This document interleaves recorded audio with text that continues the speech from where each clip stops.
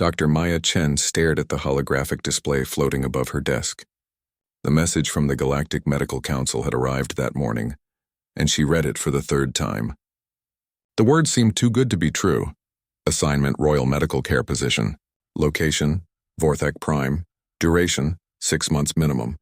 Compensation: 50,000 credits plus full expenses. Maya had been working at the Earth Medical Center for 5 years. She specialized in alien biology and had treated dozens of different species. But this was her first royal assignment. The council rarely offered such positions to human doctors. Her supervisor, Dr. Kim Park, knocked on her office door. "Maya, have you decided about the Vorthak assignment?" "I want to accept it," Maya said. "But the briefing file is so thin. They only mention that Queen Zara has a condition affecting her bioluminescence." Dr. Park sat down across from Maya's desk. "The Vorthak are very private about their royal family.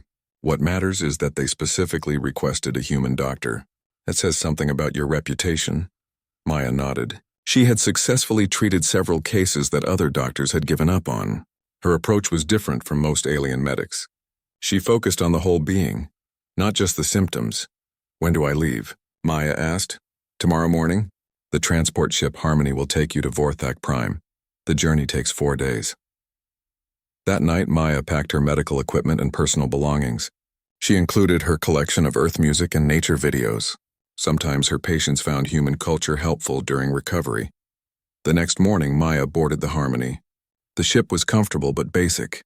Most passengers were traders and diplomats heading to various worlds in the Vorthak system. During the journey, Maya studied everything she could find about Vorthak biology. The crystalline beings were fascinating. Their bodies were semi-transparent and filled with flowing energy that created beautiful light patterns. This bioluminescence was connected to their health and emotions. When a Vorthak was happy, they glowed bright gold. Sadness made them dim to a pale blue. Fear turned them sharp silver. Anger flashed red. The patterns were like a visual language that all Vorthak could read. Maya learned that Queen Zara was young for a Vorthak ruler, only 89 years old. In human years, that would be like a 25-year-old becoming president. Zara had taken the throne after her parents died in a transport accident 2 years ago. On the 4th day, Maya got her first view of Vorthak Prime through the ship's viewing port. The planet was stunning. Massive crystal formations rose from purple seas like frozen lightning. Cities floated between the crystal spires connected by bridges of pure light. The capital city was called Lumina. Maya's transport pod descended toward a palace that seemed carved from a single enormous crystal. The structure caught the light of 3 suns and scattered rainbows in every direction. A Vorthak official met Maya at the landing platform. His name was Counselor Dex, and his body glowed a formal green color that Maya recognized as the equivalent of a business suit. "Dr. Chen, welcome to Vorthak Prime," Dex said through his translator device.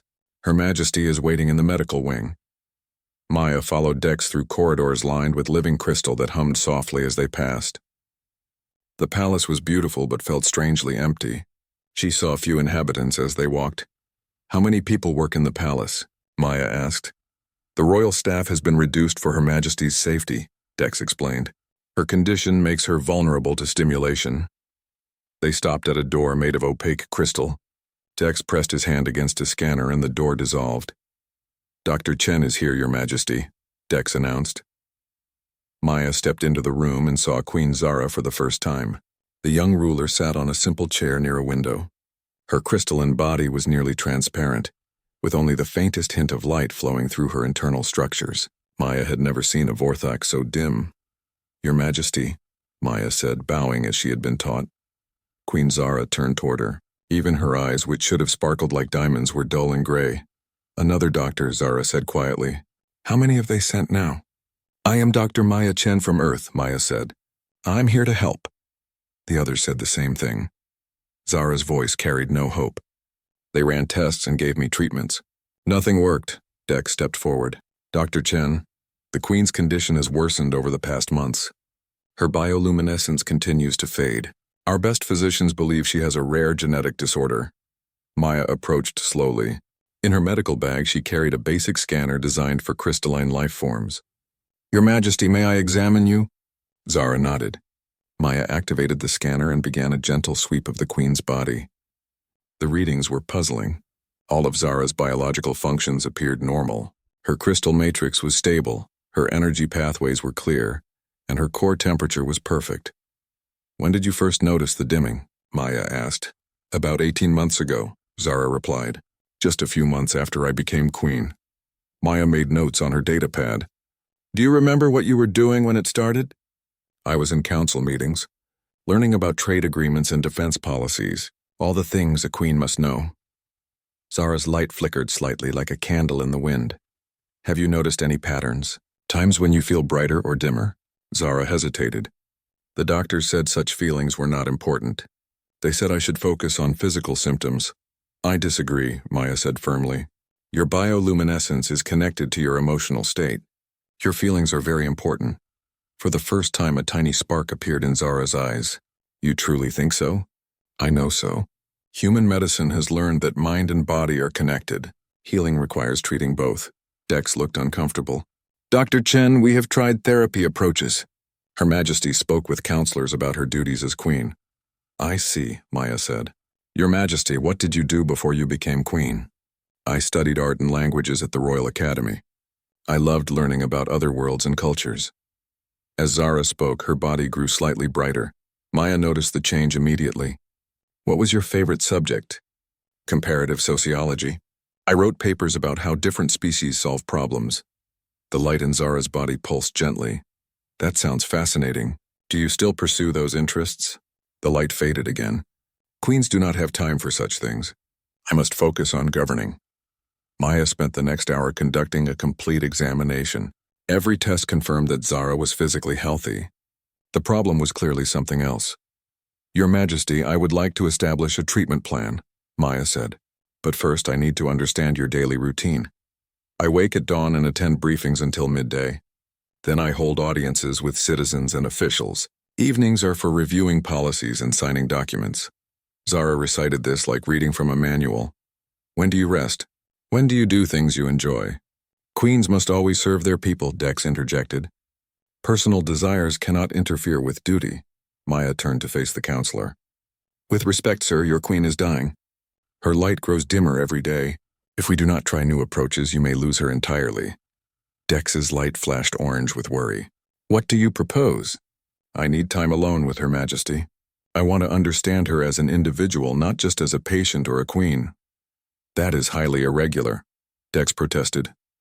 Please, Zara said quietly. Let me speak with Dr. Chen alone. Dex looked unhappy but bowed and left the room. Thank you, Maya said. Now tell me about yourself. Not about being queen, but about who you are. Zara was quiet for a long moment. I am not supposed to think about such things. But you do think about them, don't you? Yes, Zara whispered. I dream about visiting other worlds. I wonder what it would be like to walk freely and talk to anyone I wanted. I imagine studying in a university where no one knows I am royalty. As she spoke, light began to flow through her body like gentle streams. Those are beautiful dreams, Maya said. Tell me more. I watch broadcasts from Earth sometimes. Your people seem so free to choose their paths. Artists become artists. Scientists become scientists. They marry for love, not political alliance. Zara's glow grew stronger. You have been watching Earth broadcasts? Maya asked with interest. Late at night when the counselors think I am sleeping. I have learned some human languages. I even tried to paint like humans do with brushes and colors. That's wonderful. Where are your paintings? Zara's light dimmed again. I destroyed them. Dex said they were inappropriate for a queen. Maya felt a surge of anger at the counselor but kept her voice calm. Your Majesty, may I share something with you? Please do. On Earth we have a saying. You cannot pour from an empty cup. It means you cannot give to others if you have nothing left for yourself. I do not understand. You want to serve your people well, correct? Of course. It is my duty. But how can you lead them to happiness if you yourself are not happy? How can you make wise decisions if you are not thinking clearly? Your bioluminescence is fading because you are denying a fundamental part of yourself. Zara stared at Maya with growing amazement. You truly believe that my personal interests matter? I believe they are essential. A ruler who understands art can appreciate beauty and policy. A queen who studies other cultures can build better relationships with alien species. Your interests are not weaknesses. They are strengths. For the first time since Maya's arrival, Zara smiled. Light rippled through her body in warm golden waves. Dr. Chen, will you help me convince the council of this? I will do everything in my power to help you, Maya promised. Over the following days, Maya established a treatment routine unlike any the palace had seen before. Each morning, she and Zara would take walks in the crystal gardens.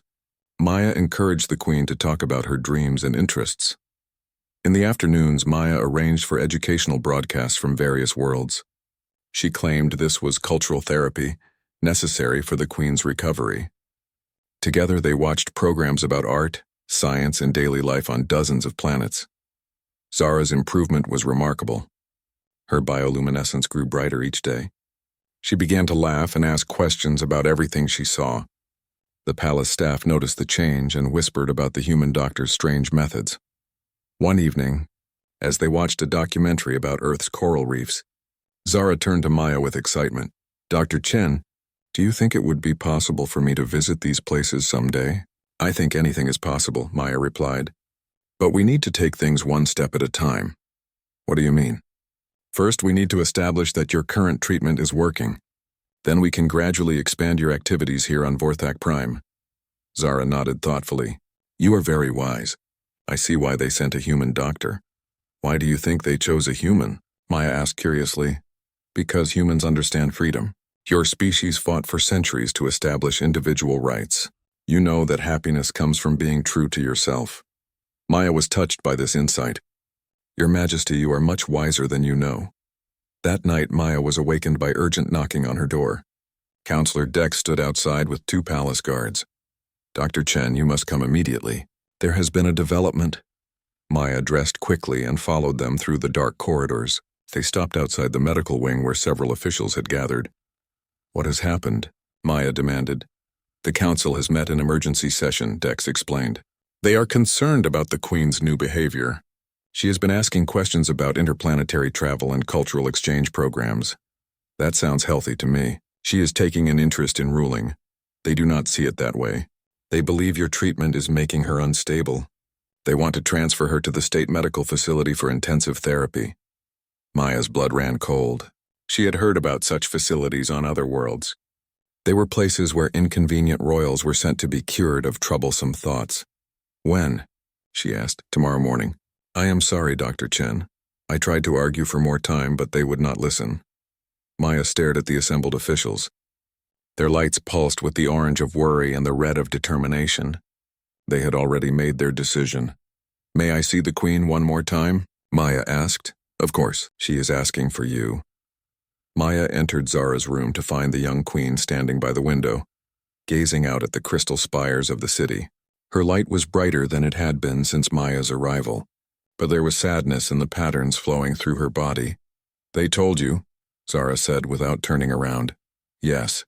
Your Majesty, I am going to fight this decision. No, Dr. Chen, you have done enough, more than I ever dreamed possible. Zara turned to face Maya and her eyes sparkled with tears that looked like liquid diamonds. For the first time in years, I remembered what it feels like to be truly alive. That is a gift I will treasure even if it ends tomorrow. Maya felt her own eyes fill with tears. This is not over. I promise you this is not over. As dawn approached, Maya stood in her quarters staring out at the alien sunrise. Somewhere in the palace, Queen Zara was preparing for transport to a facility that would slowly drain away all the light Maya had helped her recover. But Maya had not given up. She was a human, and humans did not accept defeat when lives were at stake.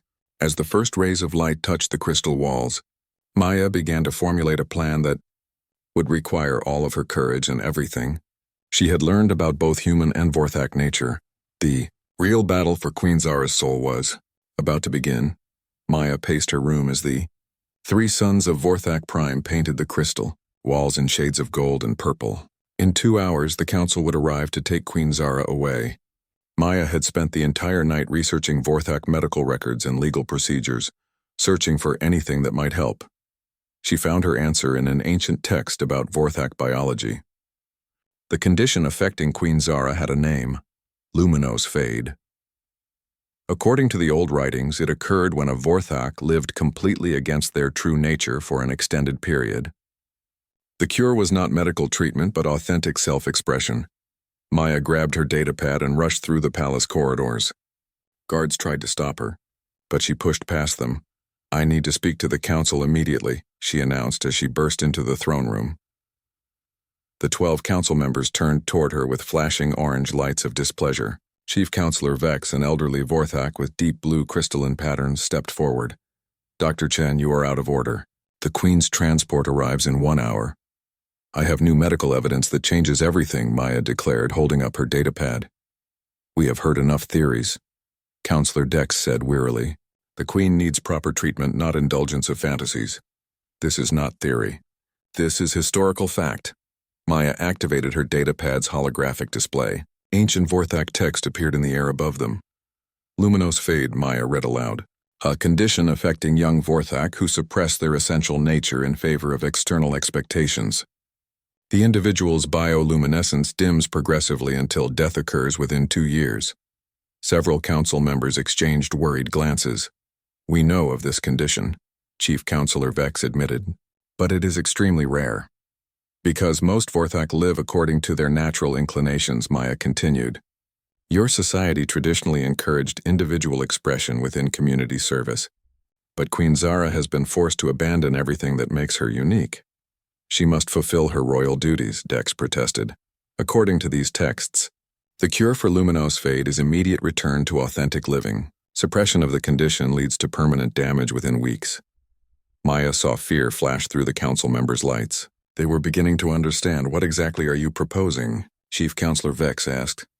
"Allow me to demonstrate that Queen Zara's recovery requires freedom to pursue her interests. Give us 3 days. If her condition does not improve significantly, I will personally escort her to the medical facility." The council members whispered among themselves in rapid Vorthak. Finally, Chief Counselor Vex nodded. 3 days, Dr. Chen. But if the Queen's behavior becomes more erratic, we will proceed immediately." Maya bowed gratefully and hurried to Zara's chambers. She found the Queen sitting motionless on her bed, packed belongings beside her. Zara's light had dimmed to almost nothing during the night. "Your Majesty, the Council has agreed to give us 3 days, Maya announced. Zara looked up with dull eyes. 3 days for what? To prove that your condition is luminous fade, and that the cure is authentic self-expression, not suppression." For the first time that morning, a flicker of light appeared in Zara's body. "How do we prove this?" Maya sat beside the Queen. "We show them who you really are. We demonstrate that your interests make you a better ruler, not a worse one." "I do not understand. Your love of art and culture is not a weakness. It is exactly what your people need in a leader. Vorthak Prime is becoming isolated from the galactic community. Trade is declining. Other worlds view your species as cold and distant." Zara sat up straighter. "I have noticed this in the reports. You can change that. Your knowledge of other cultures could open new diplomatic relationships.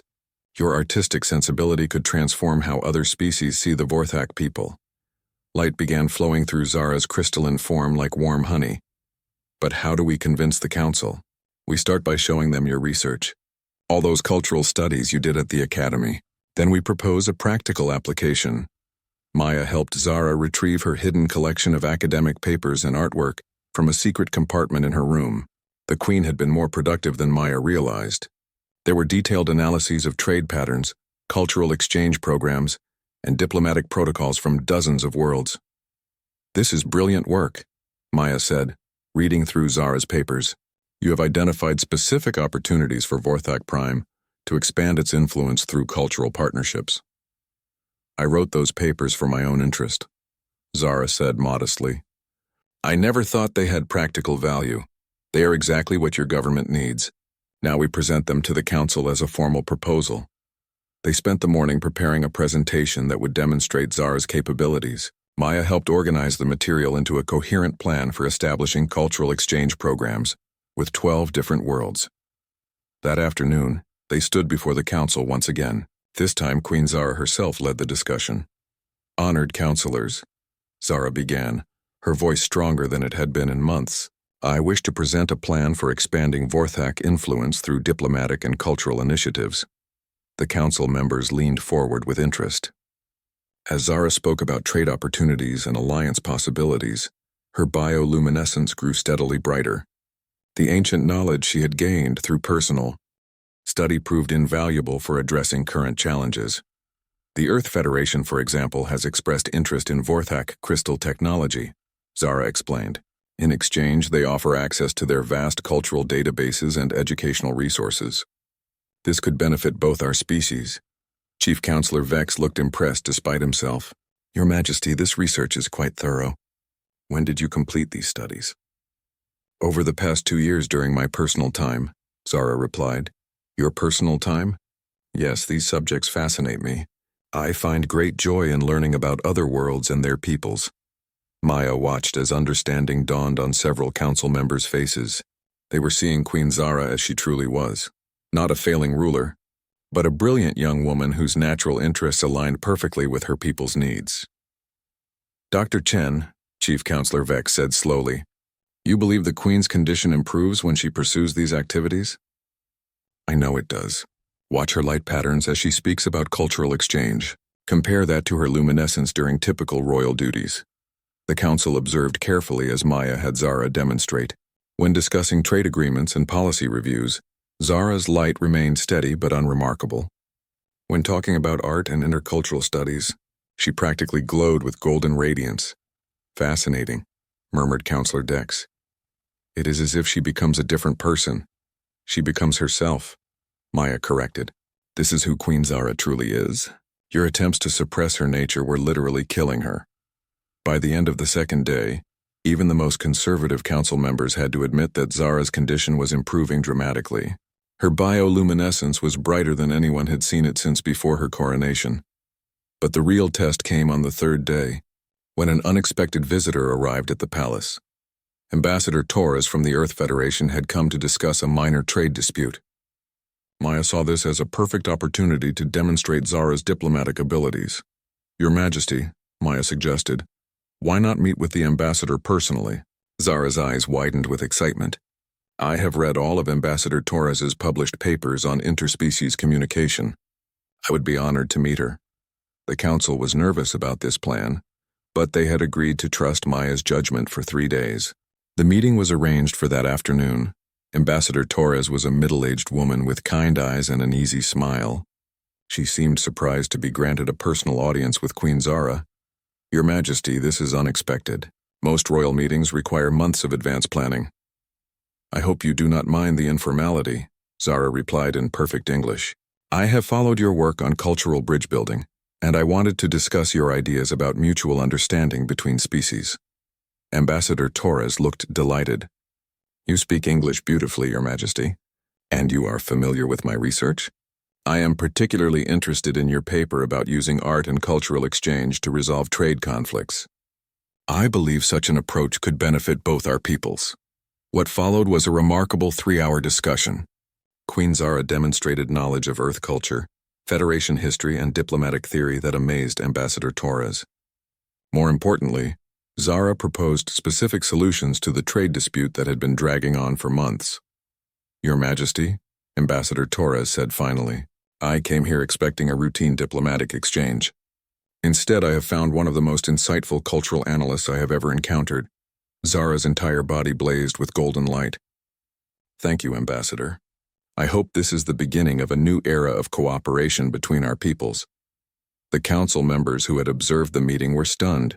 They had never seen such successful diplomacy from their young queen. Dr. Chen, Chief Counselor Vex said privately afterward, we owe you an apology. We nearly destroyed the most promising leader our world has seen in generations. You were trying to protect her, Maya replied diplomatically, but protection should preserve what makes a person special, not eliminate it. That evening, the full council met to discuss Queen Zara's future.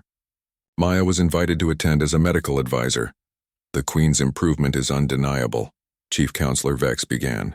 Her bioluminescence is stronger than ever, and her diplomatic skills are exceptional. But we must consider the broader implications. What do you mean? Asked Counselor Dex. If we allow Her Majesty to pursue these interests, it will represent a fundamental change in how we govern. Traditional Vorthak rulers focus solely on internal affairs. Perhaps that tradition needs to evolve, suggested Counselor Ray, a younger member of the council. Our world is becoming isolated while other species advance.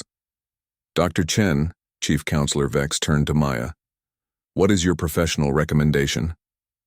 Maya stood carefully. She knew her next words would determine Zara's entire future. Honored counselors, I have treated patients from 63 different species during my career. Every single one of them thrived when they were allowed to express their authentic nature. Suppression always leads to illness, depression, and eventual death. She paused to let this sink in.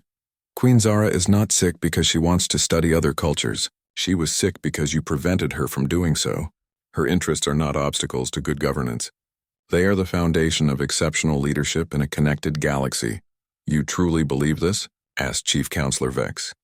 I stake my reputation on it. Furthermore, I believe Queen Zara represents Vorthak Prime's best hope for a prosperous future.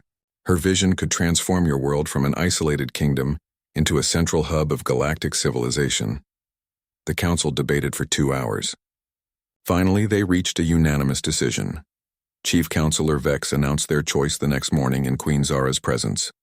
Your Majesty, the council has voted to support your new approach to leadership. We will establish a Department of Cultural Affairs with you as its director. You will have authority to negotiate cultural exchange agreements and oversee diplomatic initiatives. Zara's joy was so intense that her bioluminescence filled the entire throne room with golden radiance. Thank you, she said, her voice trembling with emotion. I promise to serve our people with all my heart. We know you will, Your Majesty, Chief Counselor Vex replied. Dr. Chen has helped us understand that your heart is exactly what our leadership has been missing. 3 months later, Maya stood on the observation deck of the transport ship taking her back to Earth. She carried with her a formal treaty, establishing the first Vorthak human cultural exchange program, personally negotiated by Queen Zara. The Queen had become everything Maya believed she could be. Under her leadership, Vorthak Prime had signed cultural agreements with 15 different worlds. Trade was booming, tourism was increasing, and the Vorthak people were discovering the joy of sharing their crystalline art with other species. Maya's communicator chimed with an incoming message. Queen Zara's image appeared in holographic form, blazing with health and happiness. Dr. Chen, I wanted you to be the first to know. The Galactic Council has offered Vorthak Prime membership in the Cultural Heritage Committee. It is the highest honor they can bestow on a world dedicated to interspecies understanding. That's wonderful news, Your Majesty. You have achieved something remarkable. We achieved it together, Zara corrected. You taught me that being true to myself was not selfish but essential. You showed me that my dreams could serve my people better than duty ever could. Maya smiled. What will you do next? I am planning to visit Earth in 6 months as part of a diplomatic tour. I want to see those coral reefs we watched in the documentaries. I would be honored to show them to you personally. There is something else, Zara continued, her light pulsing with excitement. I have been working on a proposal for the Galactic Council, a new position focused on helping species understand each other through cultural exchange. That sounds perfect for someone with your background. I was hoping you would consider serving as my medical advisor for the project. The work would involve traveling to different worlds and helping beings who feel trapped by others' expectations. Maya felt her heart race with excitement. It was exactly the kind of work she had always dreamed of doing. I accept immediately, Your Majesty. Please, call me Zara. We are partners now in the most important work there is, helping people become who they truly are. As the call ended, Maya reflected on the remarkable journey that had brought them both to this point. She had been hired to treat an alien queen's mysterious illness. What she had discovered was that the queen's hidden desire was simply to be herself. In helping Zara find her authentic path, Maya had also found her own purpose. Together, they would help others across the galaxy understand that true strength comes not from conformity, but from the courage to honor what makes each being unique. The transport ship carried Maya toward Earth, but she was already planning her return to the stars. There were countless others out there who needed to learn the same lesson that had saved Queen Zara's life, that the greatest service you can offer the universe is to become fully, authentically yourself. Behind them, Vorthak Prime sparkled like a jewel against the cosmic darkness, its crystal spires reaching toward distant worlds with new confidence and hope. And at its heart, a young queen glowed with the light of dreams finally set free.